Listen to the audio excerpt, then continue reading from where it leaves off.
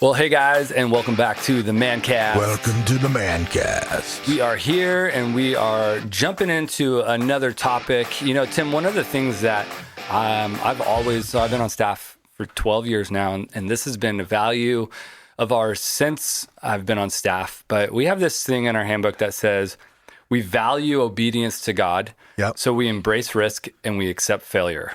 Yeah. And I remember when I first read that. That terrified me. I value obedience to God. Yeah. Absolutely. Accepting failure seemed like a swear word. Like, what?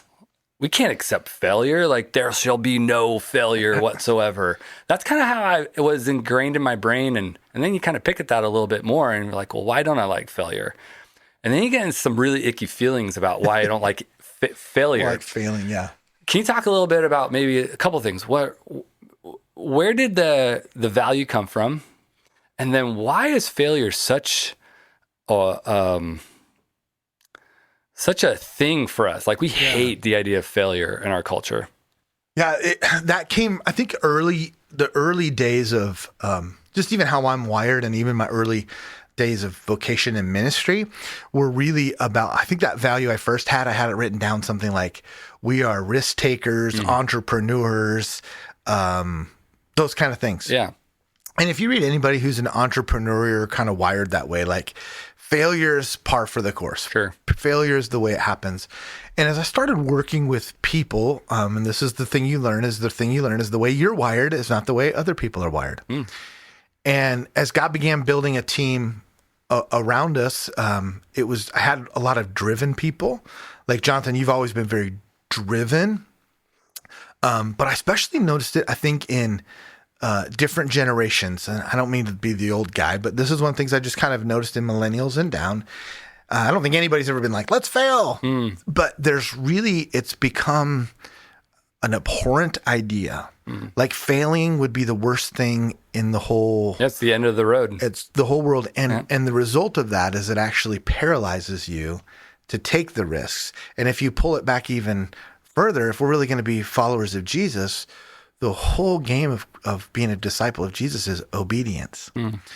And there's a spiritual principle that's behind that is that obedience is my responsibility and outcomes are God's responsibility.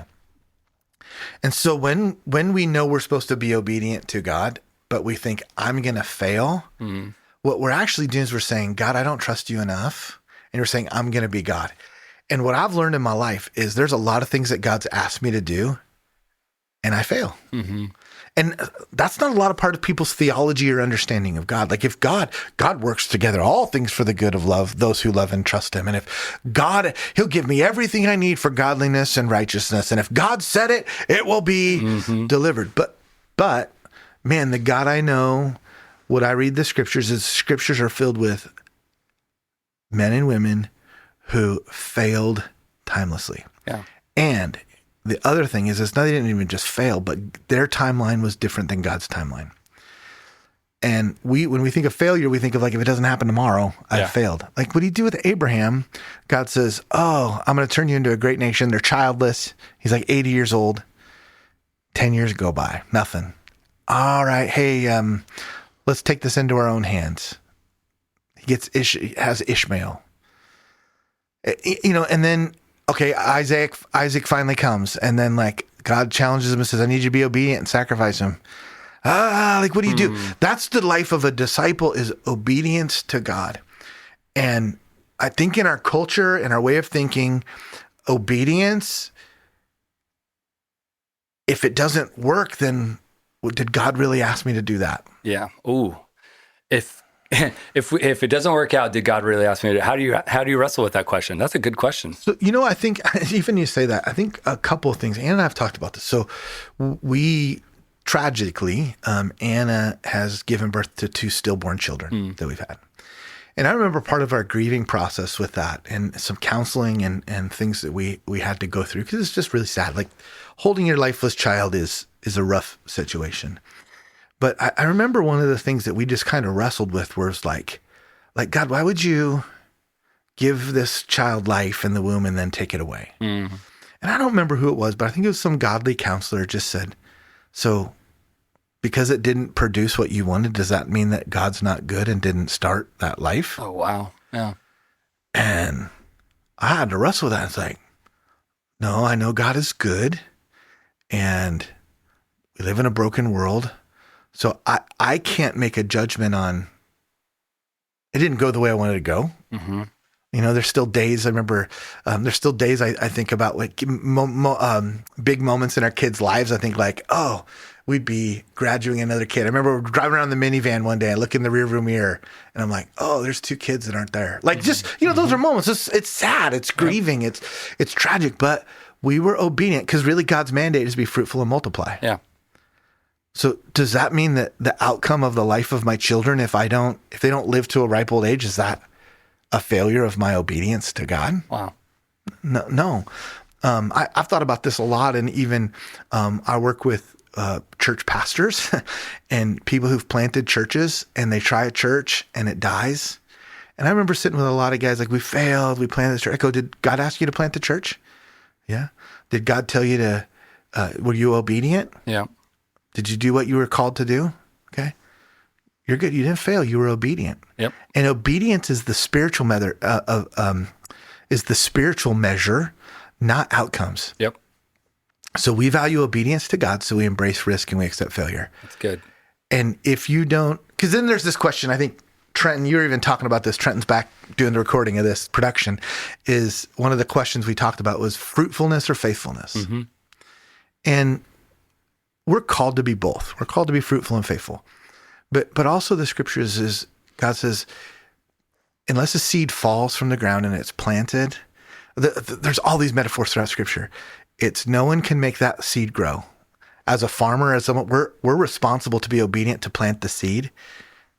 I can't sit there and be like, grow seed, grow. Yeah. But I can water it. I can give it good soil conditions. But ultimately, it's God who makes it grow. And I think in our lives and what it means to be obedient is I just have to be obedient, do what I can do, and the outcomes are up to God. Yeah, it sounds like a little bit of what you're talking about is we have a control issue.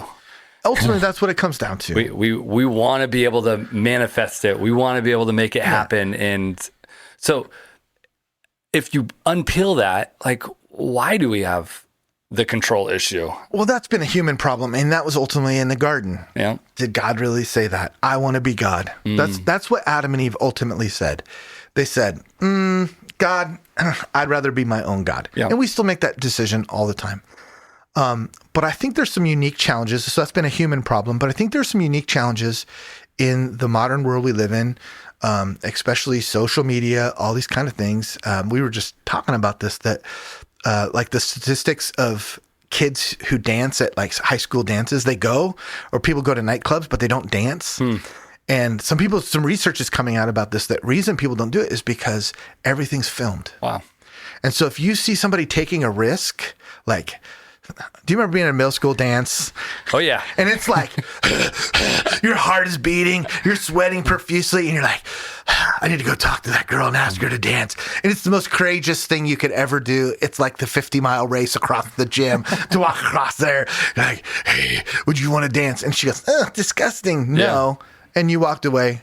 Nobody would remember that. They might mention something the next day at lunch. Yeah. But for this generation, that will be filmed, that would be posted, and it would become your identity and it would define you for the rest of your life. Yep. You become the meme and the laughing stock. Why would I ever take a risk? Because I can't guarantee the outcome, and I don't want to have my failures be part of the public knowledge of social media. So I think that is a new, unique challenge that before that would experience in like smaller family units or social, we all made fun of each other like in those kind of days. But now that it's got so big, so I think that's a unique challenge for not just younger people, but anybody who lives in the social media sphere. Yeah.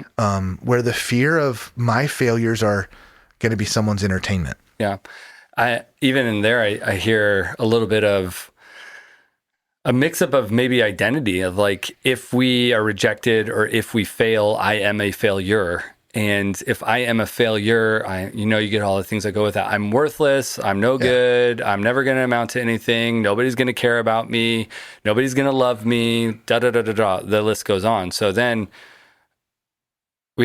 So, I mean, maybe it's both, and I don't want to make a false dichotomy, but do we have a failure problem or do we have an identity problem? Ultimately, I would say it's an identity problem. Like everything comes down to that. Timothy Keller, the great theologian who just recently passed away.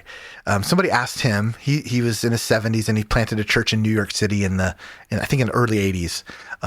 And they said, a young pastor came to him and said, if you were starting a church today, how would you enter the gospel into a major New York city like New York City? And he goes, the cultural narrative where everyone starts their life is through identity. Who am I? Mm-hmm. And that is our cultural question we're facing right now. Different generations have asked different things. Like in ancient times, it's where do I fit into my tribe? Where do I fit into my family? That's not what we're asking. What we're asking is who am I? Yep. And I think that's another major biblical theme. Adam and Eve dealt with that. Who am I? Mm-hmm. Do I belong to God? And am I going to trust that he's going to, and even control, I think behind control is identity. Is he really my father? Mm-hmm. Does he really love me? Does he have his best looking out for me? Is my future, my eternity in his hands?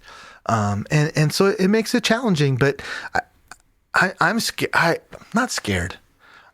I'm deeply compassionate. And I spent a lot of years, just even as we worked together, I spent a lot of years being frustrated at you and your generation. Sure. And I think God softened my heart. So maybe some of us who are older, you see these things and you don't know what to do with it and you get frustrated. Man, I've been able to see great empathy. And I think even that value of we value obedience to God. Mm-hmm. Like we need to sit there for a minute. Yep. I spent a lot of years, even just as you're saying that, I spent a lot of years, especially when I was a youth pastor here, on Wednesday nights thinking, it'd be like 5:30, 5:45, nobody was there yet. And I'm like, oh, this is the night nobody shows up. Like, I pretty much feel that way every Sunday, yeah, FYI. Right? It's like, this is the night nobody shows up. This is the night everybody realizes I'm a fraud and I don't know what I'm doing. And I'm just kind of making it up as I go. And I'm still not there yet. So don't hear that I figured it out. I haven't. I'm not where I want to be. But I have realized, at least for me, that how many people show up or the outcomes of what I'm trying to do really do not define who Jonathan is, who I am. That's the journey that I'm on right now. And here's the cool part. I'm realizing because of that, I feel more enabled and more empowered to try something new. Yeah. Because I'm not as worried. It still comes, but I'm not as worried with the outcomes. And I found a lot of freedom in that. For sure. And then you get to see a lot of fruit in that too. And then I fail at stuff all the time. Same. Jonathan, you've watched me try all kinds of different things. And I think one of the things is I've learned that failure is just not that bad. Yeah. And most of the time we have an experience and we think our lives will be over. Mm-hmm. Like we can never come back from this. We'll never do it. And when you fail a couple of times, you're like, oh, I'm still alive. Yep. Like, it wasn't so bad. It wasn't so bad. Now, part of that's my wiring. I get that. Other people are wired differently. So I think sitting at that first part, we value obedience to God.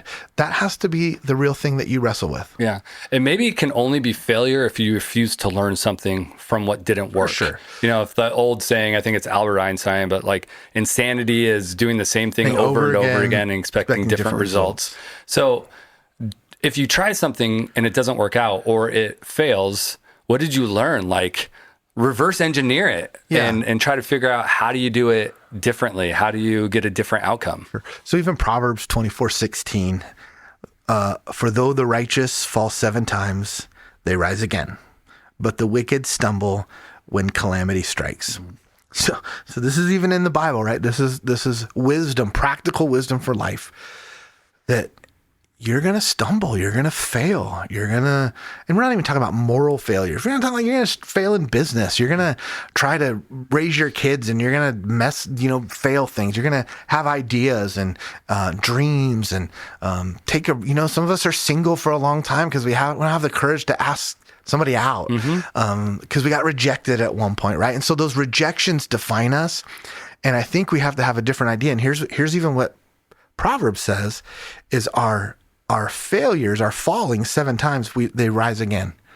So get up. But the wicked stumble when calamity strikes. And one of the things I think God wants to build in all of us is a deeper sense of resilience than we have right now. Yeah. And I think God's people, one of the things that's defined God's people throughout 2,000 years of church history is a deep sense of resilience. Yep. Like when governments and politics, when persecution has broken out, it has had the complete opposite effect of what any authoritarian government or structure tried to accomplish. Is the people of God said, we are ultimately accountable to God. This is the New Testament quandary, is these followers of Jesus and the Roman authority said, who's your Lord? Is Caesar Lord or is Jesus Lord? And they had to make a decision. And many early Christians, first century Christians, gave their lives, first, second, third century Christians, because they said, we're not going to bow our knee to Caesar. Jesus is Lord. And so my obedience to God might cost me my life, but that's not a failure. So you know what? Probably not many of us are going to have that kind of extreme, but it comes down to it. Who are you obedient to? And even that word obedient, we don't want to be obedient to anybody. We want to be accountable to anybody. But, and so you have, if you're going to be obedient to God, if you are going to follow Jesus, you have to embrace risk. Okay, so break it down. We value obedience to God. And then there has to be an element of risk. And many of us are risk adverse. Sure. We live in a safety culture, seatbelts, helmets. I never wore a helmet as a kid, right? Maybe that's what's wrong with me. I don't know. A lot of bike crashes. But you know, I think there's a lot of things we can be frustrated at, but I think we got to be empathetic and recognize the culture that we've in has set us up to not be obedient to somebody, not to embrace risk, and not to accept failure. You know, when you get on an airplane, I fly a lot of Alaska Airlines. Safety is our highest value. And do you know, in God's kingdom, that's not the highest value. No. And it's hard. We want to keep people safe, especially child safe. Those are high values to us. But actually, you will not grow and become who God's called you to be if you live in the safety zone. Yeah, I've heard somebody say, I kind of like this, but they say obedience is God's love language. It is. It's just responding when he asks you. It's trusting him enough to respond and to embrace it. And so do you really trust God? Do you really believe that God is who he says he is, and that he's going to do what he says he's going to do? Like, so even in that, maybe I'm just thinking out loud here, but our risk adverseness really comes back to what do we really believe about God? For sure. So is he good? I think a great, you remember that dumb movie, Evan Almighty? Oh, yeah. With Michael Steve Scott. Carell. Steve Carell. Yeah. And, you know, he does this foolish thing of building this boat, and who's the God character? Morgan Freeman's this God character. And he's just like, I'm a fool. And he just has to be like, I don't know what the outcome's going to be. And that moment he's sitting, it starts raining, and he thinks like, oh, thus saith the Lord, it finally rains. But it's not the rain, it's a dam that breaks. And that's a silly example, but I think that's really a lot of times we think, okay, God, this is how you work. That I was talking to somebody that said, oh, I grew up in a recipe theology that said, if I do this, this, and this is what God will do. And, you know, some people call it vending machine theology. God's God, and he gets to do what he wants to do, and he's asking for us to be obedient. So obedience has to be my highest value. And that means that I got to risk the biscuit. I have to risk foolishness, the foolishness of the gospel, the foolishness of the cross, that my priority, my pride, all that thing is secondary. And then if all those things happen, outcomes are not up to me. So I have to be okay with failure. Yeah. And maybe that's even the point. Like, God might ask you to do something you literally can't do. You actually can't accomplish, because he's saying, I want to partner with you, but you have to trust me enough to start to try. It's like the whole, not to get all cliche, but it's Peter stepping out of the boat. For sure. Are you willing to? Because in your sense, you can't do this, and it actually doesn't make sense to try to walk on water. But if you trust me enough, you'll take the risk. You'll trust me to hold up my end of the bargain, but you're gonna take the risk. Yeah. You know, when you've had little kids and they start walking, they fall down all the time, right? They fall down all the time. And those falls teach them and prepare them for ultimately walking. And I think the Lord allows us to often fail at things because he has something bigger for us. And it's the principle, he who is faithful with little will be faithful with much. And in that story of the parable of the talents, the only one that the master is frustrated one is the one who buried his treasure in the dirt. Yeah, I didn't even try. And I think so. Sometimes we think like, oh, I don't know if God can use you if you're not willing to risk and you're not willing to fail. Yeah. Because I bet you those guys I think investing is still the same in the first century. The one who took 3 and turned it into 5, the one who took 5 and multiplied it. And the caveat there is the master went away for a long time. So I have some investments. They go up like this and then they go down like crazy and then they go up. But over time, it's always up. And we get focused on the market crashes up and down, up and down. And I think what we need to learn to live is he who began a good work in me is faithful to complete it. So I might have a lot of ups and downs in my life chart of failure and risk, but the overall trend is on becoming more like Jesus. So I'm going to be able to take more risk. And some of you have a low risk tolerance. Trust God in something little. Mm-hmm. See if he comes through. Yeah. See if you fail. You might be all right. It might be something as simple as like, hey, go talk to that coworker. You feel the Spirit, God saying, hey, send them a text, encourage them. Yeah. Just reaching out. They might not respond. Yep. And the beauty of that, what you just said, is start small. Yeah. Like have the training wheels on. That's totally fine. If if you're risk adverse, that's fine. Yeah. Start small. Don't despise the day of small beginnings. Yeah. That is a biblical principle. And most of us have great, grandiose ideas, but we don't have the risk tolerance, the failure muscle. Yep. To really do those big things yet. So it has to start small so that we can do great things for God, do great things for our family, love our spouses, be the people God have called us to be. I know for Jasmine and I, just thinking about this, one of the starting small things for us is it came down to money and tithing, like giving. Yeah, giving. And at the time, I know it sounds even silly to say now, but at the time, it felt like a risk. It is a risk to give, right? Because we're looking at like, okay, this is the bills for the month.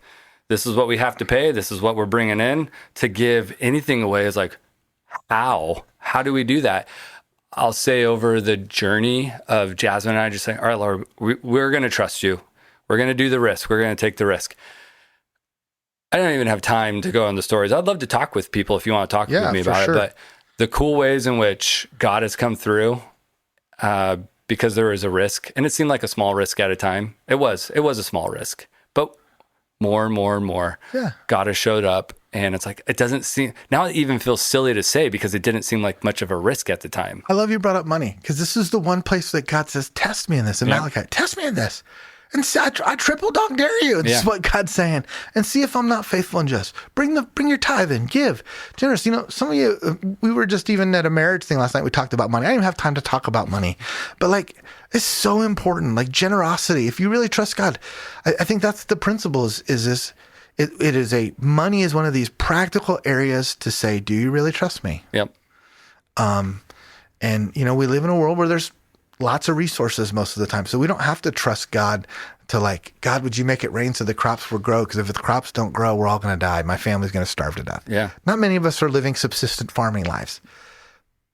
But that same thing is in us that says, is my job going to provide enough? Is inflation, housing, everything's so expensive. What do we do? And God says, trust me. Yep. Like, am I not the good father who will take care of you? It doesn't mean you might not be riding Care Bears and Cadillacs. But hey, God, you got a Honda for us with 250,000 miles, and God, would you just let this thing run another year? It'll do. Yeah. Yep. And those kind of things. So yeah, we embrace risk, or we value we don't embrace it. It doesn't start there. We value obedience to God. And I think that's where it has to start. Yep. We value obedience to God, so that here's what the outcome of that. We embrace risk. The righteous fall 7 times, but they get up and they keep going, and the Lord's faithful. Yep. And even their getting up proves the goodness of God. So we value obedience to God. We embrace risk, and that means we accept failure. Yep. And if I ever got mad at anybody for failing at anything? No.